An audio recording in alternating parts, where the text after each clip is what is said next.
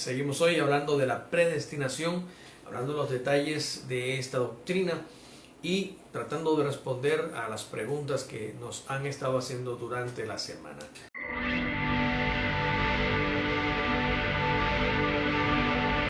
La semana antes pasada y la semana pasada comenzamos con este tema y explicamos que la predestinación es una doctrina bíblica, no es la doctrina de Calvino. Si quieres saber algo más al respecto, te invito a que vayas a los 2 episodios anteriores, hace 2 sábados, y al episodio de la semana pasada, y repases y puedas mirar todo lo que hemos explicado. Pero voy a hacer una pequeña introducción al tema. La predestinación no es una doctrina calvinista, como muchos han creído, como muchos han aceptado hoy. Muchos se imaginan que Calvino fue el que se la inventó y Calvino es el precursor de ella. Sin embargo, hemos estudiado y hemos aprendido en las Escrituras que la predestinación hace parte fundamental de toda la doctrina bíblica. No hay nada que esté escrito en la palabra que no se haya dicho antes de hacerse. Entonces, la predestinación hace parte integral de cualquier doctrina bíblica. Sin la predestinación no estaríamos aquí. Y estuvimos mirando la primera semana que esta predestinación consiste y está basada en el conocimiento previo de todas las cosas que solamente Dios tiene. Dios vive en la eternidad, y eso lo vamos a explicar hoy. Dios vive en la eternidad y esa facultad de vivir en la eternidad le da la capacidad de ver el pasado, el presente y el futuro en un instante único, inmediato. Es decir, ve todo el tiempo, desde el principio hasta el fin, en el mismo instante. Para Él no hay nada oculto. Esa capacidad le permite saber de antemano las cosas que van a suceder y por eso predestina, según lo que dice la Escritura, a los que van a salvarse, a los que van a ser salvos. Eso está en Apocalipsis capítulo 13, versículo 8. Él predestinó entonces a los que iban a salvarse y escribió sus nombres en el libro de la vida antes de la fundación del mundo. De modo que el libro de la vida se escribió antes de la creación.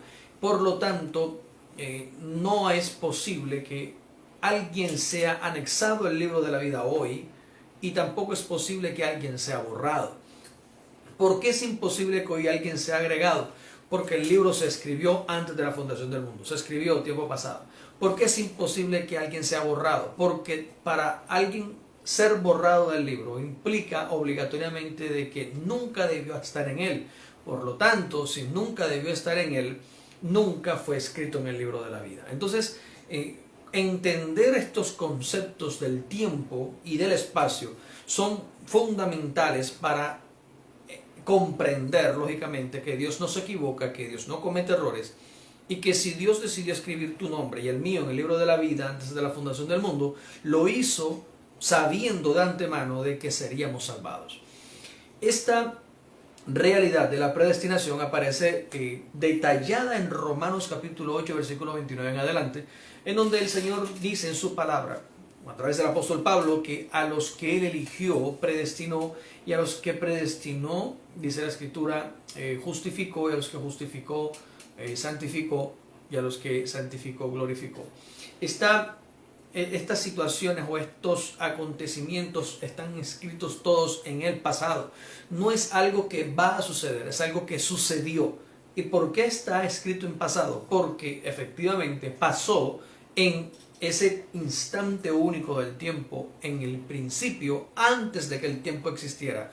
Dios sabía lo que vendría y de esa manera escogió y determinó quienes habrían de salvarse.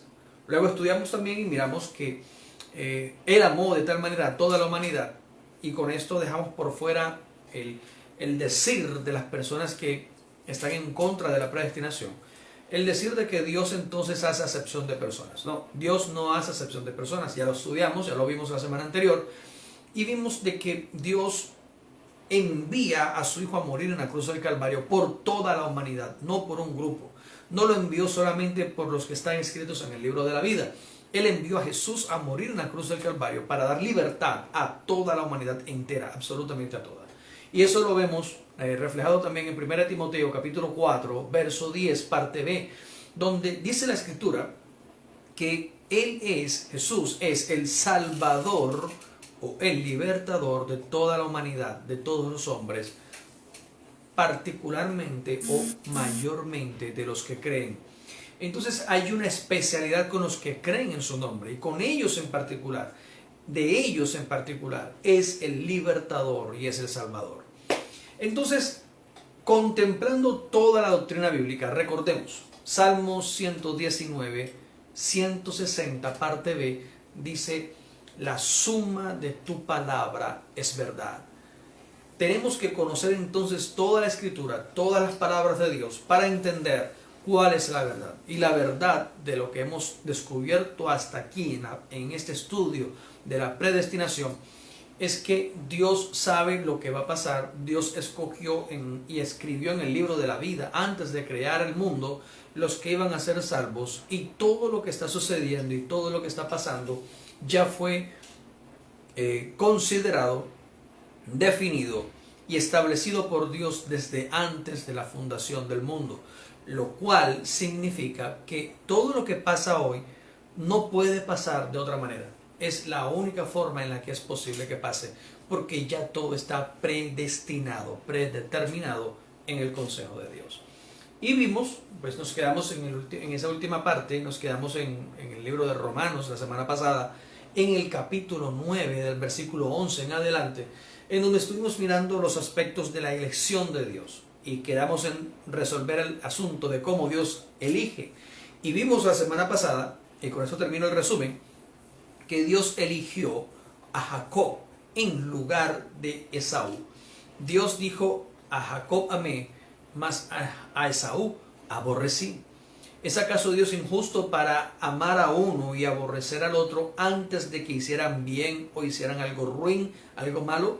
En ninguna manera, sino que Dios dice en su palabra, como le dijo a Moisés: yo tendré misericordia del que tenga misericordia y me compadeceré del que me compadezca. Entonces nos quedamos en este punto para comprender cómo funciona la predestinación, cómo funciona entonces, cómo es la elección de Dios para los unos y para los otros, para poder entender de una vez por todas esta gran maravilla única y exclusiva de nuestro Señor, de nuestro eterno Dios y Salvador Jesucristo. Así que comenzamos por allí. Vamos a leer Romanos capítulo 9. Le voy a pedir el favor a mi hija Karina para que nos ayude con la lectura de Romanos capítulo 9. Creo que quedamos en el 15 la semana pasada, del 15 en adelante. Vamos a leer ese versículo y avanzamos para entrar en el contexto en la noche de hoy. Vamos a estudiar esta hora, vamos a explicar cómo Dios elige a las personas. Adelante. Voy a leer a partir del verso 14. Perfecto. ¿Qué diremos entonces? ¿Acaso hay injusticia de Dios? De ninguna manera. Ciertamente a Moisés dice: tendré misericordia del que tenga misericordia, y me compadeceré del que me compadezca. Así pues, no es del que quiere ni del que corre, sino de Dios que tiene misericordia. Porque la Escritura dice al Faraón: para esto te levanté, para que muestre en ti mi poder, y para que mi nombre sea proclamado en toda la tierra. Así pues, del que quiere tiene misericordia, y al que quiere endurece. Me dirás entonces: ¿por qué pues inculpa? Porque ¿quién ha resistido a su voluntad? En todo caso, oh hombre, ¿quién eres tú para que alterques con Dios? ¿Dirá acaso lo moldeado al que lo moldea: ¿por qué me hiciste así? ¿O no tiene potestad el alfarero para hacer de la misma masa un vaso para honra y otro para deshonra?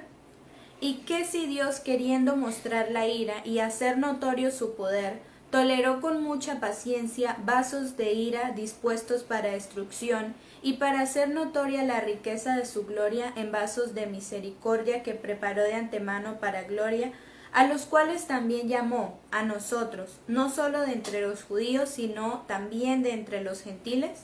Como también en Oseas dice: llamaré pueblo mío al que no era mi pueblo, y amada a la no amada. Amén. Vamos a dejarse ahí. Y miremos estos aspectos tan importantes, donde el apóstol Pablo una vez más resalta de manera enfática que Dios todo lo tiene planeado.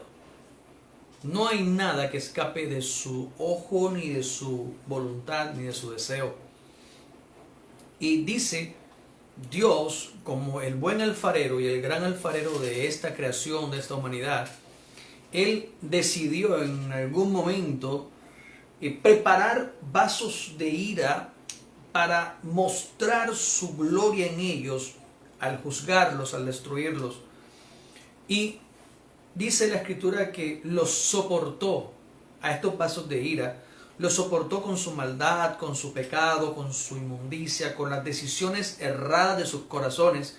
No los destruyó, sino que los toleró y los soportó y los preparó, los crió y los dejó desarrollarse para que en ellos Él pudiera dar a conocer, a mostrar cuál es su voluntad. Y este es un ejemplo clásico, el ejemplo de Faraón, donde vemos que lógicamente Dios sabía lo que haría Faraón.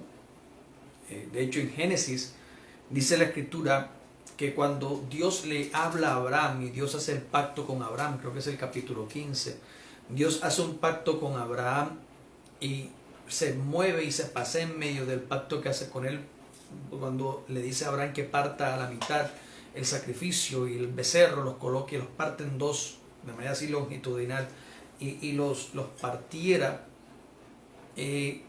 Luego dice la Escritura que el terror de una profunda oscuridad cayó sobre ese lugar y Dios como una antorcha de fuego se paseaba en medio de las partes divididas.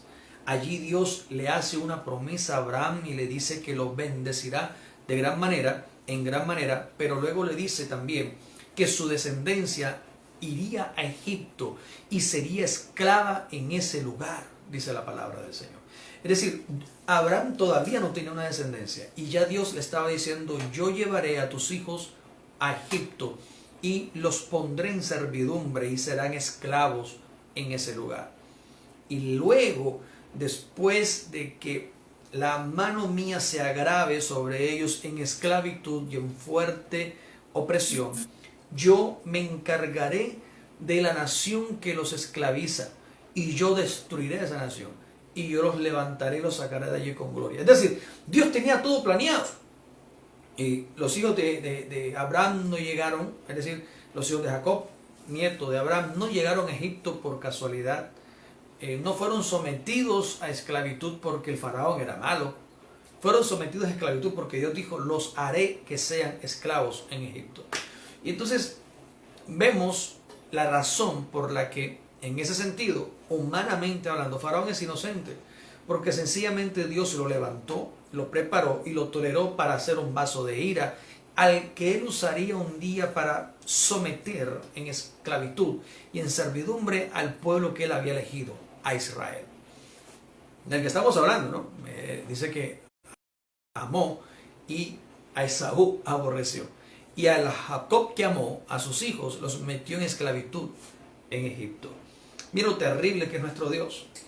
Entonces, Faraón no podía decir que no. Aquí es donde vemos con claridad cómo el libre albedrío que la iglesia y muchos cristianos proclaman, y lo que mucha gente dice: no, hay que tomar una decisión, hay que elegir, yo elijo. Quiero decirle que lastimosamente usted ni yo somos capaces de elegir nada. Nosotros todos, absolutamente todos, estamos aquí y todo lo que hacemos